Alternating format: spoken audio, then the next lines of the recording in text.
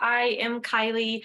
I'm the owner and head trainer of Art of Behavior Animal Training. I have been in the pet care industry for 10 years, over 10 years at this point now, actually. And in that time, I've coached hundreds of people how to train their dogs via both virtual sessions as well as working with hundreds of people in person. I specialize in helping frustrated, overwhelmed dog parents find relief in transforming their sensitive, scaredy dogs into confident dogs who are comfortable around new people, around other dogs, and even get excited about grooming and vet care. This is what we are covering today, which is essentially a highlight of the course. So we're going to be talking about each of these little topics here. Why are dogs so sensitive with each of these? What cooperative care training is and how it's going to change your life and your dog's life for the better. We'll talk about body handling and how that has many benefits for the specific topics that we're covering. And then I also have included some easy wins, so management tips, which would be the scratch board for nail care. Going on to the teeth care, we're going to chat about, again, why they're so sensitive, same for noise sensitivity, and again, some management tips to help get those quick, easy wins, as well as diving into what the actual training looks like, which would be desensitization and counter conditioning training. So shifting our behavior really helps a lot when it comes to training. Setting realistic expectations for our dogs is really, really important. Dogs have to inhibit so much of their dogginess every day in an effort to live harmoniously with us humans. And it's important for us to remember that this is a different species with different motivations and different instincts and different communication styles. So to give an example, if I go into a grooming session thinking, I'm going to get all of my dog's nails done and I'm going to trim them and I'm going to buff them and I'm going to make sure I'm completely satisfied, that is unintentionally setting both me and my dog up for probable failure, because that's asking a lot of an animal that doesn't understand or really care about having their nails shortened, even though it's in her best interest. That's not a concept that dogs are aware of. So what ends up happening, if I'm trying to forge through and get the job done, my dog ends up developing a negative association with the tools, probably even with me touching her.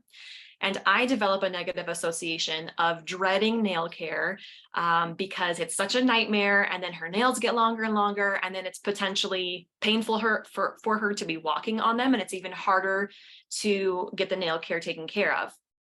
On the other hand, if I meet my dog where she's at in her training journey, having her nails handled, and I only do one paw, or maybe I just do a single nail, that's a much more achievable goal for most people and for most dogs that are starting out with this type of husbandry.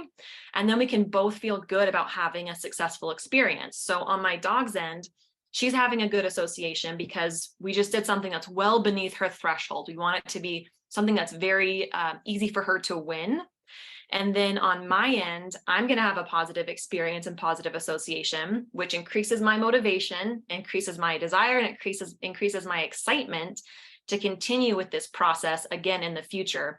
And like Carrie said earlier, these things are a process. It's never a one and done thing. It's normally a multi-step thing that it's important for us humans to stay excited and motivated about it.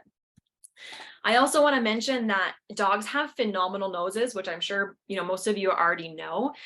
They have more than 100 million olfactory receptor sites in their nasal cavity compared to 6 million in humans. So it's a huge difference. And then the area of their brain that analyzes odors is about 40 times bigger than that part of the human brain. So this means that if I'm getting frustrated and I'm trying to just forge on and power through and get the job done, I'm having a hormonal change in my body, and my body is, making these frustrated chemicals. And then my dog can smell that hormonal change. And many dogs are quite sensitive to these changes. And it can make them more on alert because they're smelling something, and my dog is smelling something in my body that she's thinking, okay, I smell something that's bothering you. Are we safe? Is there a threat nearby? Should we be, hypervigilant right now? But then at the same time, I'm trying to do this weird foreign thing to her feet, which can be even more confusing and frustrated. So she could be thinking, Why are you restraining me? You told me via the smells in your body, my adrenaline should be up. We need to be in protect mode. So it is really important that if you feel yourself getting frustrated and you can feel your body getting tense, it's better to just take it easy, take a break, maybe return later that day, or maybe just come back the next day and reevaluate how the next session could be a little more successful. So I want to ask you guys a question. Can you imagine your dog being relaxed for nail trimming?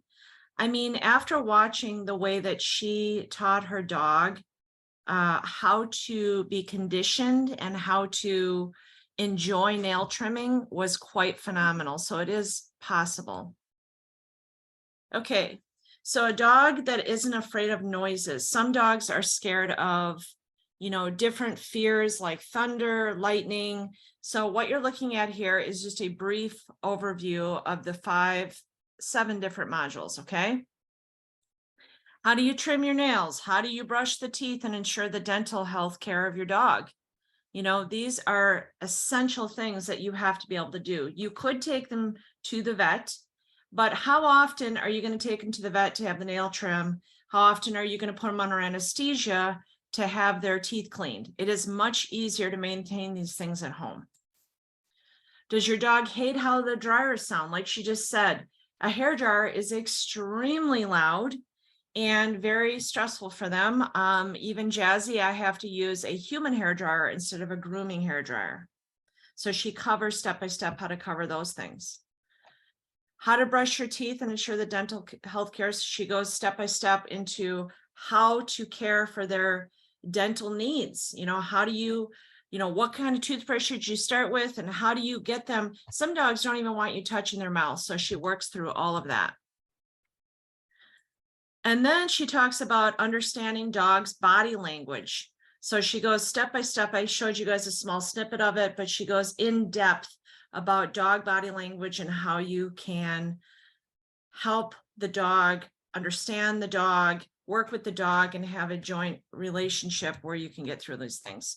Now, what you're looking at here is the different modules, and it is more in depth. So introduction to the instructor, nail care, teeth care, and noise sensitivity. So in this course, you'll see that the modules have quick wins. I've gone over quick wins as well as emergency status. So if your dog, if you're at a point where you can't take the time to go through all of the steps to train the skills for the nail care, for example, I've listed what you could do for a possible quick win and what you could do if you're at that emergency status. I've listed that for all 3 of the modules. But the videos that she's done are very high quality. The audio is great, which is really important. And she's put a lot of work into it. So I think you guys are going to enjoy it.